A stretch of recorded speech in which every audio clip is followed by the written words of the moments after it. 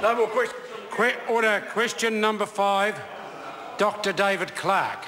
Mr. Speaker, my question is to the Minister for Economic Development. How much extra money, if any, is the government prepared to give SkyCity as part of the convention centre deal?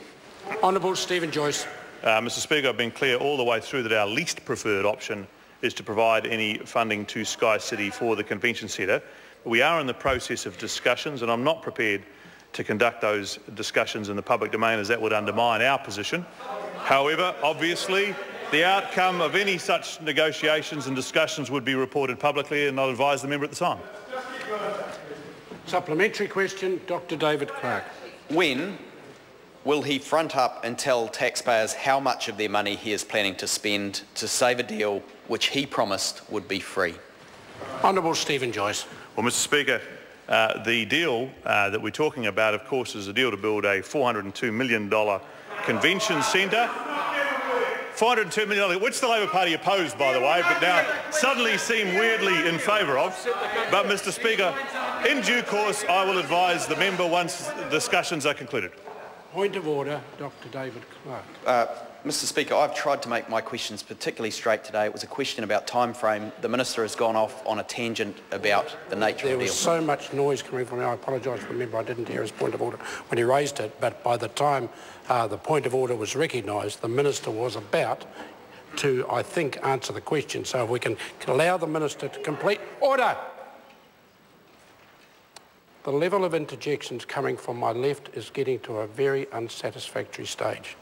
I don't want to start this year by asking members to leave, but if we're going to have members interjecting when I'm on my feet, those members leave me little choice. I'm going to ask the Honourable Stephen Joyce to complete his answer, at which stage I will determine whether that answer has been addressed. Honourable Stephen Joyce. Mr. Speaker, what I was saying was that there is no formal timetable at this stage for the conclusion of discussions, nor is there any commitment to pay any money at this time. Supplementary question, Dr. David Clark. Why should taxpayer money be given to a casino company which in the last 6 months alone made a net profit of $66.6 million? Honourable Stephen Joyce. Well, Mr. Speaker, there is no requirement to do so at all, but the discussion is about the construction of a convention centre. They've agreed to build one for $402 million. They have come to us with a concern at extra costs. We're currently evaluating those. We're currently discussing with them their process of procurement and so on. And any change to the agreement would be agreed by the parties when they decide to do so. And in the meantime, the agreement is at foot on $402 million. Supplementary question, Dr. David Clark. Is he aware that the value of SkyCity shares surged by $76 million yesterday on the back of comments about a taxpayer-funded bailout? And doesn't this just show that SkyCity knows they have the government over a barrel of its own making? Order. Order, Honourable Stephen Joyce. Well, I'd be very surprised if the price of a SkyCity share went up $76 million in one day, but I know the members are very clever Treasury analysts, so maybe he knows a little bit more about it than we do. Mr. Speaker, point of order. Point of order. I seek leave to table a document showing the market capitalisation of SkyCity rose $76 million on the day of the Prime Minister's announcement about taxpayer cash being given as a bailout. I need the source of the document. The source is the Parliamentary Library. Order. I don't want to get... Order. I will put the leave on this occasion. The point of tabling is for further information to members. It's not to make a political point on the basis this could better inform members. I will put the leave. Leave is sought to... Speaking to the point of order. Well, the member... No, I'm putting the... Order. Order. I just need to clarify something. With the member... Order. Leave has been sought to table a document. I therefore need to put the leave, and then I can hear a point of order subsequent to that if you wish to raise one. Leave has been sought to table this particular document. Is there any objection? Yes. There is objection. Order. Order.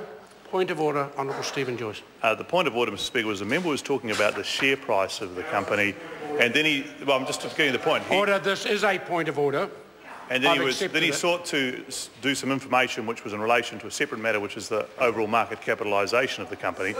And that is actually a different item, and that's why it didn't expand on the answer to the question and why we felt the need to deny leave. Order. It is not strictly a point of order, but I accept that the description within the question and the subsequent tabling of the document probably did not tally as well as I might have hoped. But anyway, we're moving forward. Does the member have further Certainly, Mr. Speaker. Supplementary question. When he proudly announced... Dr. David Clark.